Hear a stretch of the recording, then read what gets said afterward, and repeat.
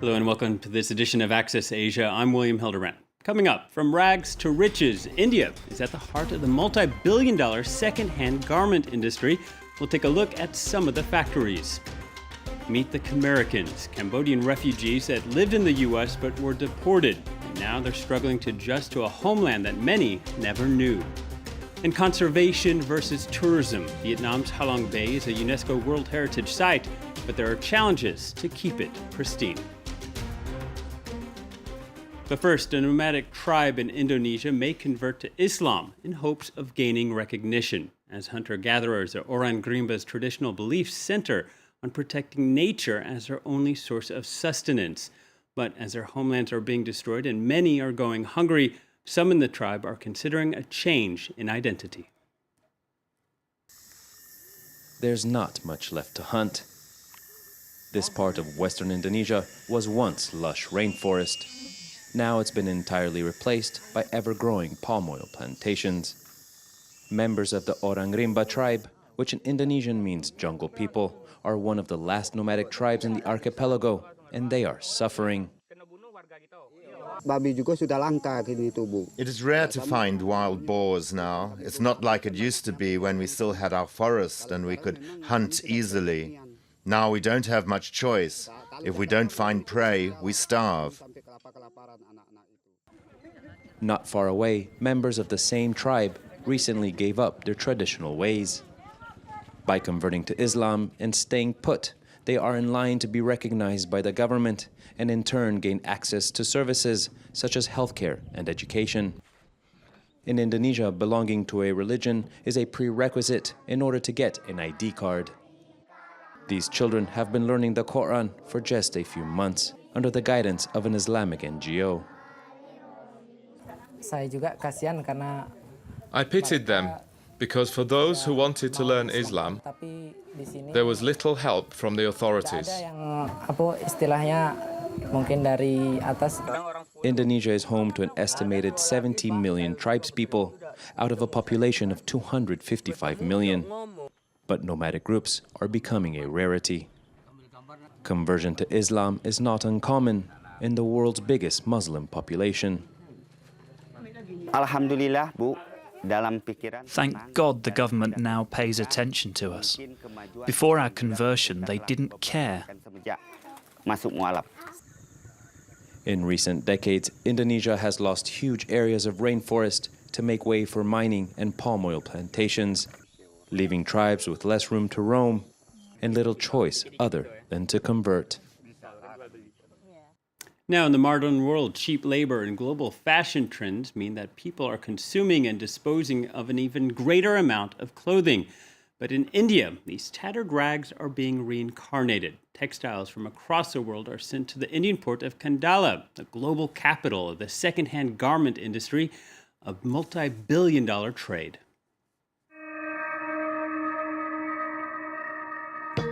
This small fishing village on the west coast of India has become an unusual commercial hub. Every day, hundreds of tons of used clothes from around the world arrive by cargo tankers. The shipments are then transferred to nearby factories. Kumar makes the trip every morning. I heard that they have a water shortage in the West and that's why they get rid of their clothes. I think they must wear an item once and then throw it out, and then we collect it. Jeans, t-shirts, sweaters in wool and cashmere, brand-name jackets. The world's textiles end up here in Kandala to be recycled into something new. There are dozens of factories just like this one in the industrial zone, where hundreds of workers sort through the discarded clothing. Mounds of blue jeans worth about 3 million euros are grouped together, awaiting repairs. We sort according to size and quality. For example, we receive many brand-name clothes. We'll make alterations and repairs and then ship them to other places like Africa, for example. It's a market that can't get enough of jeans and t-shirts. Every day, 75 tons of clothes are processed, prepared, and shipped on by the companies to other parts of the world, like Africa, Malaysia, the Philippines, but also, surprisingly, to the United States and Europe. Here's another workshop. Here they're cutting up white t-shirts. They'll soon be re-exported to the United States, where they'll be used as rags in auto repair shops. 30% of the clothes received at this factory are too damaged to be resold, yet they still have value.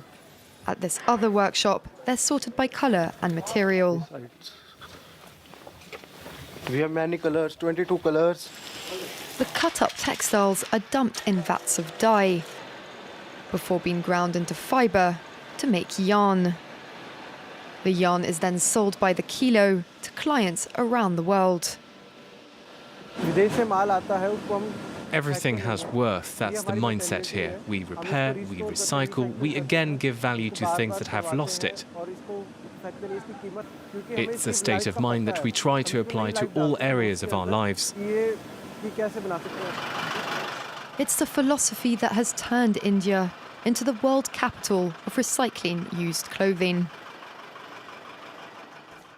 Now, a story of alienation and trying to find one's place. Some 600 Cambodians, all of whom arrived in America as refugees and many as babies, have been kicked out of the U.S. Many had never applied for U.S. citizenship, and years later, any mistakes they made with the law were magnified. Alexander Hurst takes a look at how they're adjusting to life in Cambodia, a home some are seeing for the first time.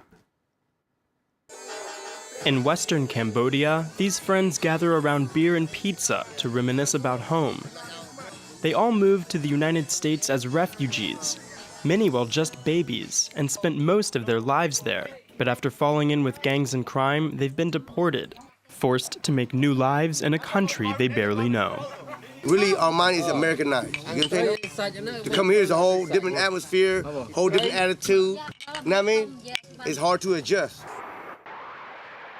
During the Vietnam War, U.S. bombing of Cambodia added to the chaos that led to the rise of the genocidal Khmer Rouge regime, which killed 2 million people in the 1970s.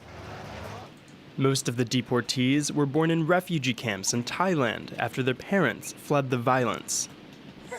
Between 1975 and 1994, the U.S. granted asylum and permanent residency to 150,000 Cambodian refugees. But many never applied for U.S. citizenship. And under a 2002 agreement between the U.S. and Cambodian governments, non-citizens who have committed so-called aggravated felonies can be deported, sometimes even decades later.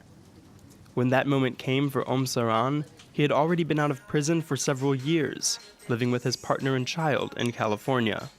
When they hold me, they took me on a bus and took me to the holding tank and sent me off to Cambodia. No, they didn't tell my family or nothing. Nothing. Support for the deportees, sometimes known as Khmericans because of their dual culture, is minimal. Jobs are scarce, and many rely on their families back in the U.S. to send them money. All carry painful memories of the lives they left behind. What I'm trying to do is forget, because I know this is permanent. You know, I'm a permanent resident here now, and I know that if I keep on holding on to the past, I won't live the life that I'm living now into the future. Almost 600 people have been sent back since the agreement was signed. Cambodian authorities have said they want to revise the deal, but for now, the Khmerican deportees are resigned to spending their lives in exile. Well, for more than 2 decades, Vietnam's Halong Bay has been classified a UNESCO World Heritage Site, and rightly so. Thousands of islets, floating fishing villages, and a rich culture of the people who live there. But sharing the bay's beauty with the world has come at a price. How to preserve the site and develop tourism at the same time. Elizabeth Walsh has more.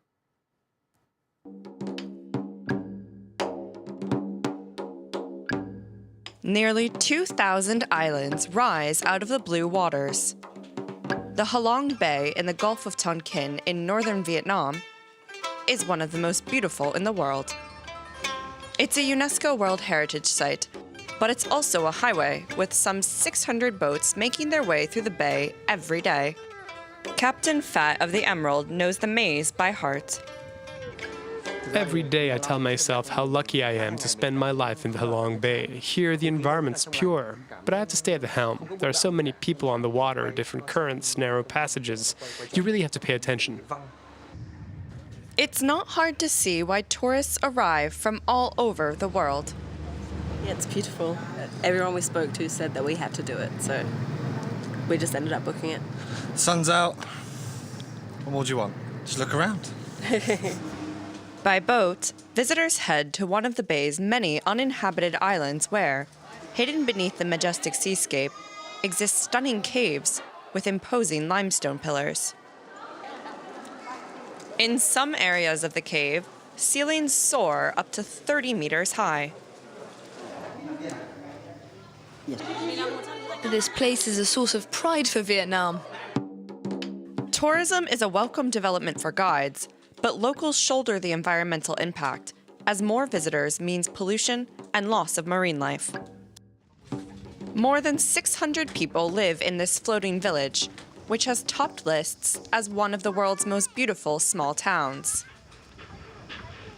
This fisherman grew up here, but despite the growing popularity of the bay, he brings in just 600 euros per month for his family. We make only enough money to live. Although we continue to see many more tourists, the money is not coming to us. The Halong Bay is not only a source of livelihood, but also home to folklore. My grandparents would tell me that a dragon came down to earth and that he created the mountains and the bay was his tail. Fortunately, the bay benefits from numerous laws protecting its culture, biodiversity, environment, and more. Yet as tourism continues to grow, authorities must find new ways to balance conservation and local livelihoods with international visitors. And finally, many believe in the healing powers of acupuncture, but it's not just for man, but for his best friend too. Just say hello to a French bulldog named Egg Dumpling, receiving treatment after she suffered partial paralysis during being a puppy. The Acupuncture Animal Health Center in Shanghai is offering sessions as an alternative to putting down the family dog or cat who have similar injuries.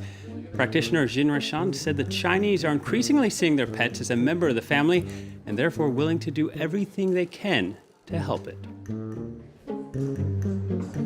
Well, that's it for this week. Don't forget you can watch this show and others on our website, France24.com. Thanks for watching and see you again next time.